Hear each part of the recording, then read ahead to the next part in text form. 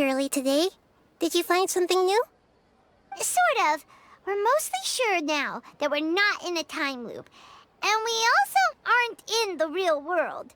But at the same time, we have a new question. Leaving the city. As far as I remember, you've mentioned your plans to do that twice before. We did? But we don't remember anything. What happened after we talked about those plans? What did we say when we got back? Let me think. I don't think you ever actually told me what the outcome was. Oh, it's probably more accurate to say that both times you never came back the whole night. But you two sometimes stay out the entire night anyway, so at the time, I didn't think too much about it. It is true that sometimes we lose track of time during our investigations. Before we know it, it'll already be the next day. But still, neither of us remember anything about leaving town. Really? That's kinda strange. In theory, I should have already awakened all your memories. Yep, something here's definitely fishy. Let's get to the bottom of this tomorrow.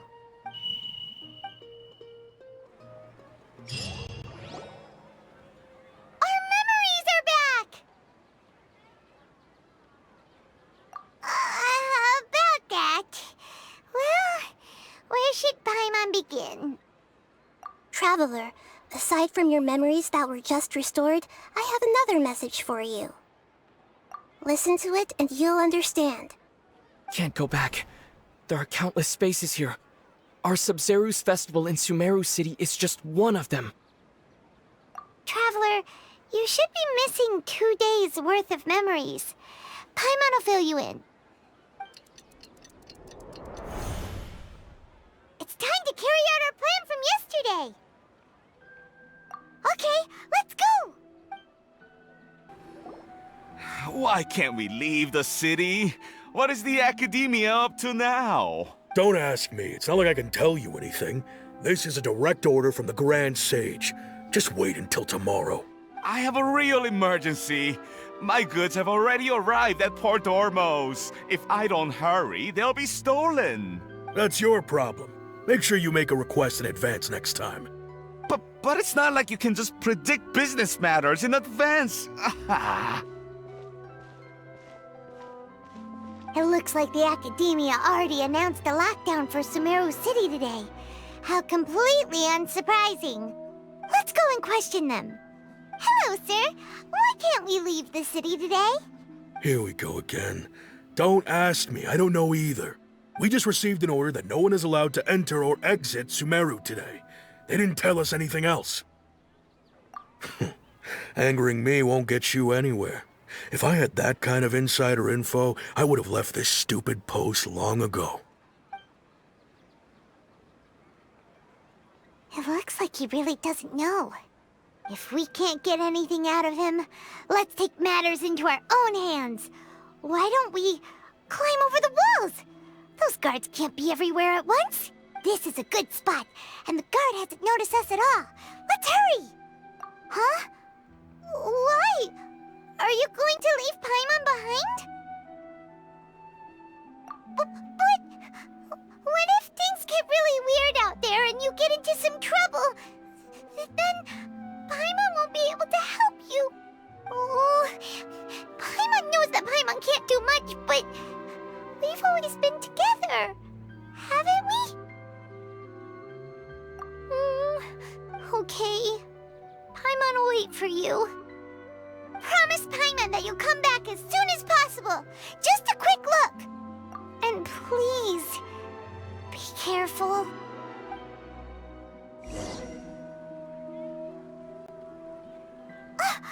Memories!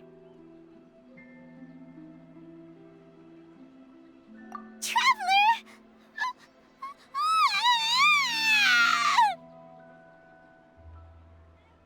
Paimon thought Paimon would never see you again! You just disappeared! Paimon waited for you for hours and hours at the city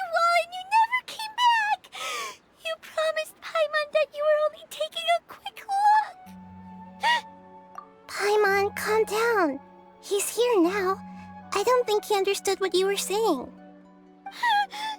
Paimon doesn't care! Paimon wanted to go look for you, but you also said that Paimon should stay! Paimon was so worried and so scared the entire day!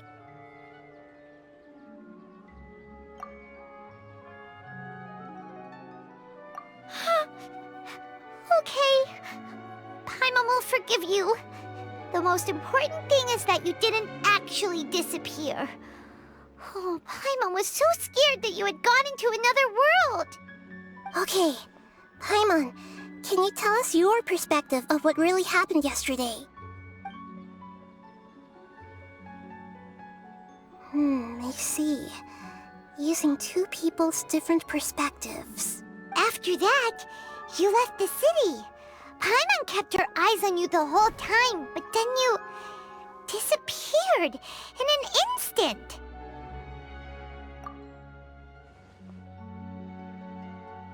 No way! Paimon was watching you with the fullest attention. What's your perspective, Traveler? You sure you don't have any memory of this? I guess that explains everything. You also lost your memories the last 2 times you tried to leave the city. Those days' memories can't be awoken. So, if we leave the city, our memories will be completely erased? It really sounds like something big outside of the city is being hidden on purpose. But this way, we'll also never discover what's outside. Something like a message? But how can we send it back? Don't look at me like that. I'm not used to being stared at. Well... Okay. You want something that can pass on messages, right? Give me some time and take care of Dunyarzad for me. Yep, now we're talking.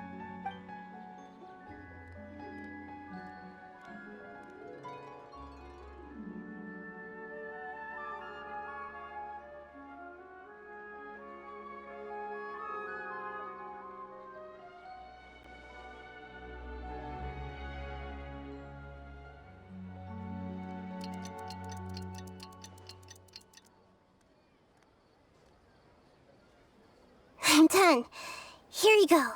What? Isn't this just an Akasha terminal? I made some little changes. Akasha terminals are already capable of sending messages. I just tweaked it so that it could connect to any node. To make something like this? Nahida, you really know the Akasha like the back of your hand.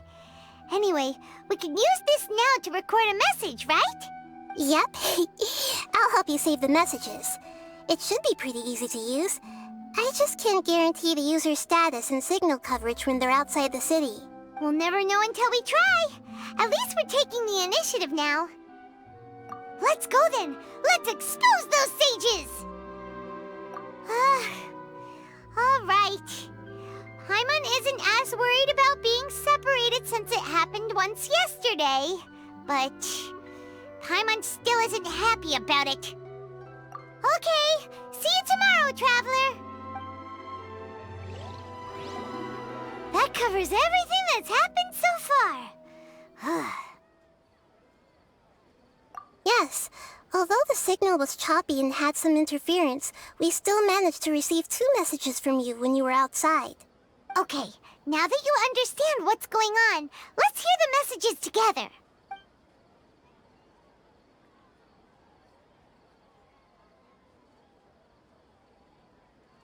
Can't go back. There are countless spaces here. Our Sub-Zeru's festival in Sumeru City is just one of them. I've entered another space. Before me are flowing sandstone and howling fish. Impossible and surreal sights. All these spaces are empty except for the occasional ones that contain mute puppets rather than people. I can't sense any human presence.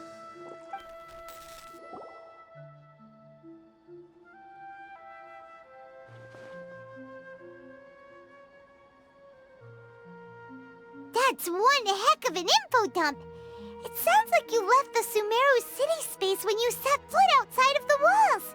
But everything looked completely normal when Paimon was looking out from the inside. That's unbelievable. And if we take your word for it, the other spaces all had very weird contents. There's another part here. I only received it last night. These spaces have been disappearing one after the other, absorbed by something like a sun in the sky. And now, even the final space has also disappeared. Behind me, a lot of spaces just appeared again from thin air. I get it now! Those spaces are actually...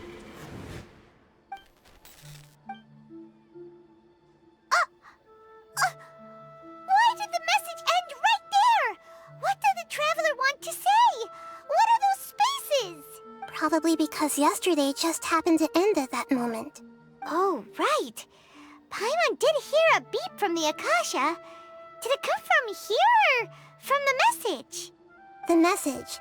It should have come from the Traveler's Akasha terminal. After the beep, Traveler said even the final space has also disappeared. Traveler, what do you think that final space could have been?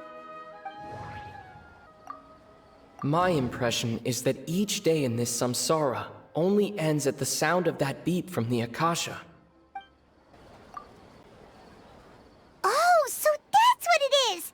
After the sound of the beep, the final space, the Sub-Zero's festival, also disappears, and we're taken to the next day. Later on, Traveler also mentioned a bunch of new spaces materializing behind them.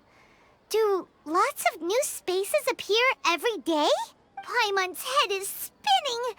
Just what are these spaces anyhow? Well, consider this. For all the horrors of the Archon War, at its heart, it was just a game where a bunch of gods fought over 7 seats. So no matter how strange or spooky things may look on the surface, maybe all they point to in the end is a small and simple secret. Wow, the Archon War, huh? That's an analogy and a half.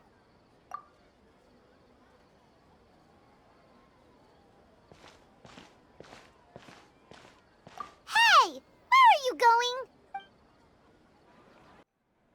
Do you want some alone time to think? All right then, Paimon won't disturb you.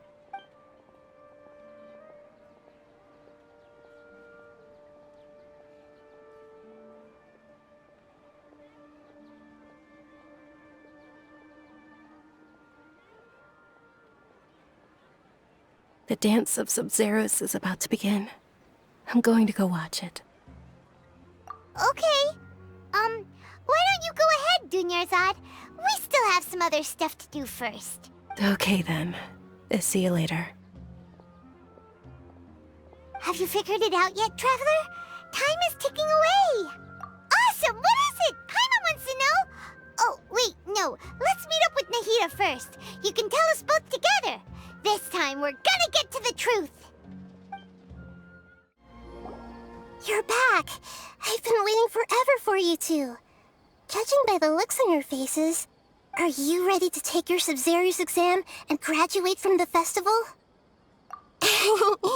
Okay, first off, have you discovered the hidden truth?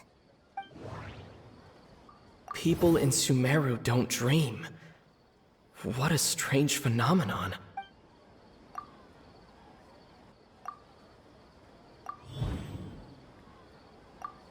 We are all in a dream.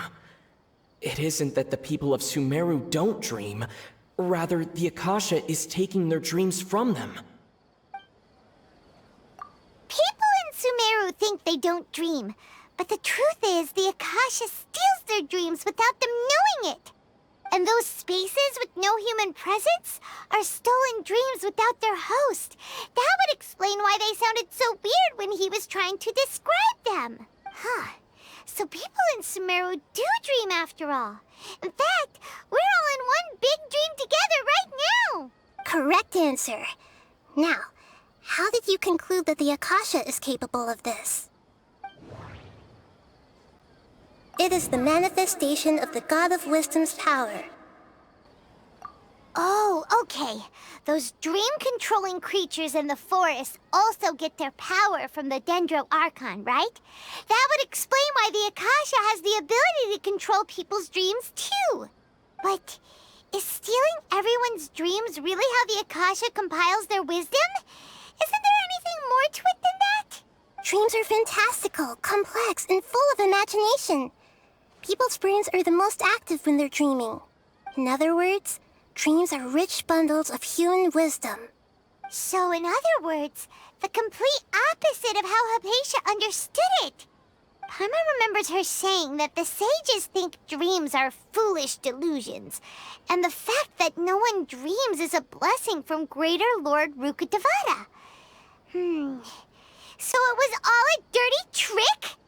The real story is that the sages from the academia are using the Akasha to steal people's dreams for their own use, huh? Oh?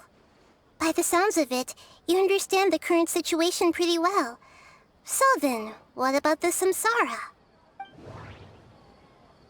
Those spaces kept disappearing before my eyes.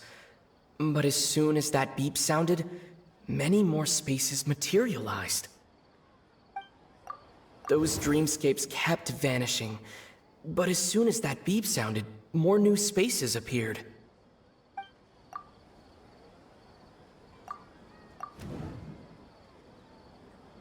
Correct. The Akasha is keeping each person's brain in a constant dream state, but also separating their consciousness from their own dream.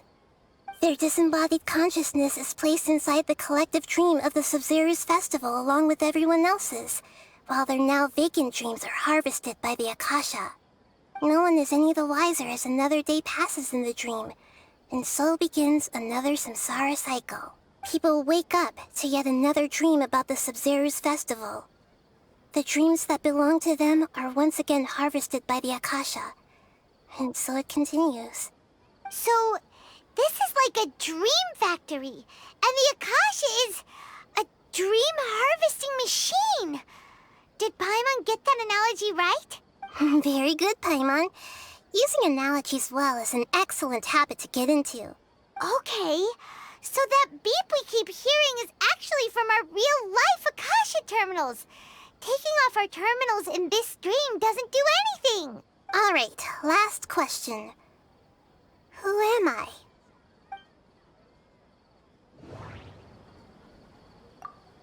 They say that alchemical divination is the Dendro Archon's divine revelation.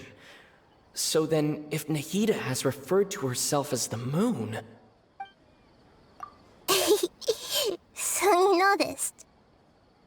I thought that one would be the hardest question. That's why I put it last. That wasn't hard at all. Even Paimon guessed that. Everything about you is different. We just didn't want to expose you is all. Now that you mention it, Nahida, you've been hinting to us since the very beginning. It's funny. Thinking back to when we were asking all over the place for info about Lesser Lord Kusanali, Paimon didn't expect to meet you like this. Yes, those can wait until we're back in real life. On the other hand, I'd be happy to answer any more questions you have about here and now.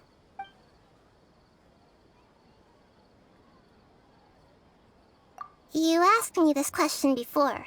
My answer was, it would literally blow your minds. Now that you know this is all a dream, this answer should hopefully make more sense. Have you heard the saying, don't wake a sleepwalker? Likewise, if someone suddenly had told you all this instead of you learning it on your own, your notion of reality and dream would be thrown into irreversible confusion. I couldn't expose you to that kind of risk. That's why I could only give you very subtle hints and some suggestions.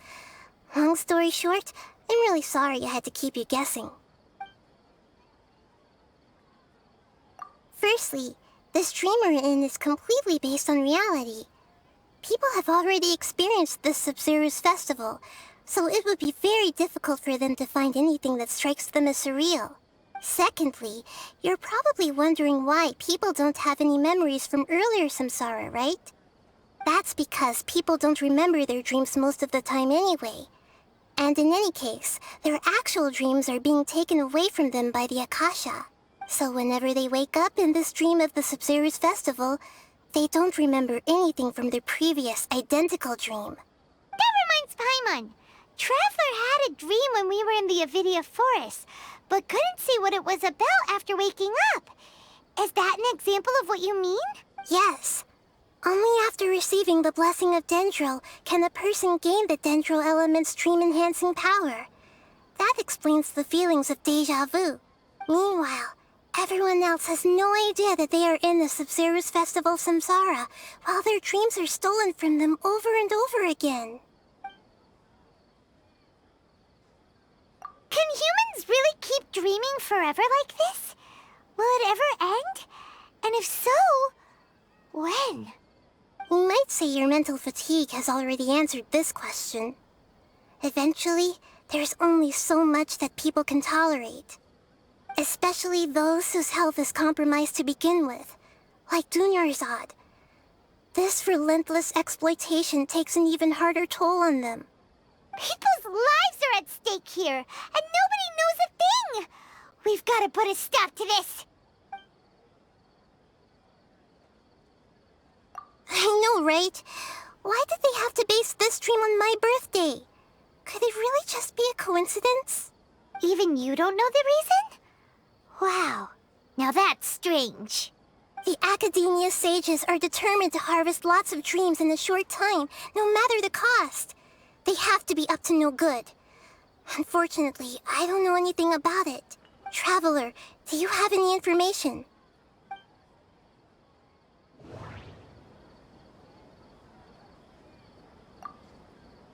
The Grand Sage said, "Go celebrate the birth of that god to your heart's content." Did he mean something more? Celebrate the birth of that god? Could it mean...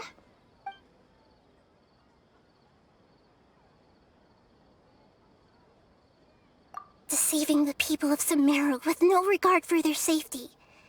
No matter what they're trying to do, this is unforgivable. After we end the Sabzeruz Festival Samsara, we have to look into them.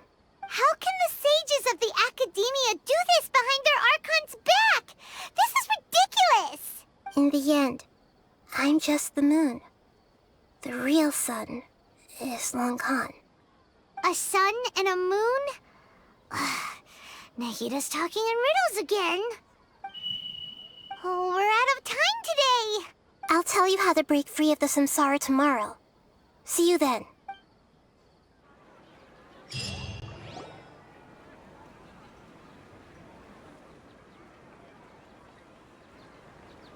Good morning, Nahida. Wait. Now that Paimon remembers everything, should we instead say good morning, Lesser Lord Kusanali? Hey! What's wrong, Nahida? You don't look too good. I'm afraid that what you're thinking right now is correct. Did Dunyarzad already disappear? No way! Are we too late? The real Dunyarzad's consciousness has indeed disappeared. It can no longer endure the constant dream harvesting. Paimon can't believe it. Wait, so what about that other Dunyarzad? Just what is she? Is she also going to disappear? She's actually something like a puppet, but not completely. The real Dunyarzad's consciousness could no longer keep playing her role in this dream, so another Dunyarzad appeared to replace her in the dream.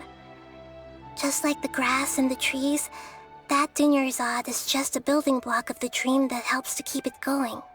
But personality-wise, she's nothing like the real Dunyarzad. Puppets are stiff, and can't copy a living person's vitality. After all, they're just there as filler. You know, speaking of which, the old Dunyarzad might not have been too different from a puppet. Dunyarzad truly believed that she met you within her consciousness, and it was you who inspired her. So you do remember her after all. Yes. Back then, her family was overly protective of her. No one cared about her personality or thoughts. It was as if she only lived to stall her Elazar. I just gave her a little wisdom so she could look at life in a new way. So that she could be her own person. But even so, she's still... far from it. I'm still a long way off from being a real Archon. I couldn't even save her. If I were a competent Archon, I wouldn't have let my most faithful follower die at the Sabzeruz festival with so many regrets. Please don't beat yourself up over it, Nahida. It's the sage's fault, and theirs alone. I'm not beating myself up.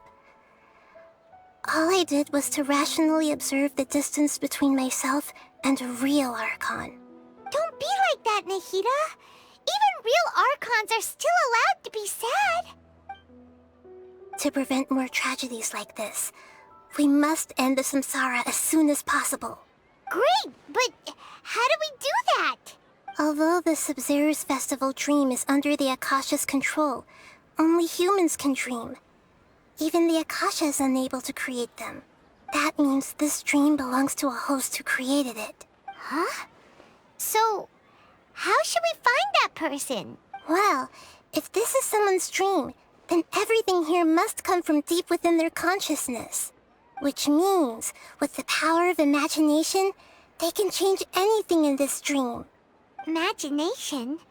What do you mean by that? Imagination means breaking through what you perceive as normal. Like when a server at a tavern brings a plate to you, you'd naturally assume that food is on it. However, if you're the dream's host and you become aware that you're dreaming, when you imagine gold and more on the plate, the dream will respond in kind, and the server really will bring you gold and mora. But right now, our host is unaware that this is a dream. No matter how many times they're served, it will always be food. Find some way to make that person realize that they're dreaming. Usually, once that happens, the person will wake up and the dream samsara will be broken. How are we going to find them, though? If it could be anyone, it'd be like looking for a needle in a haystack.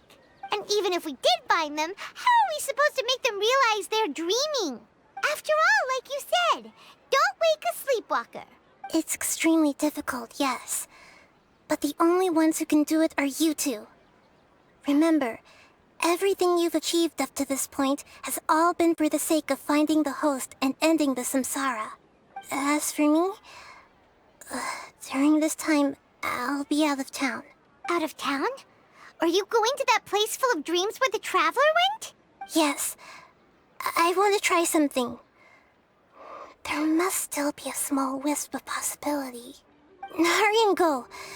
Dreams are supposed to be fantastical, romantic, and full of pleasant surprises. Unnecessary things like this samsara need to end. Paimon's still a little upset that we've come this far only for Dunyarzad to... She was such a good person, with such a simple wish. But fate was against her. Yeah, saving Dunyarzad is what kept us going this whole time. But we mustn't lose hope, Traveler. Dunyarzad would definitely want to see us save everyone else. So let's break the samsara for her sake. Paimon's wondering, do you think the sages would get one of their own to be the host of this stream? Feels like it would be easier to control it that way, no?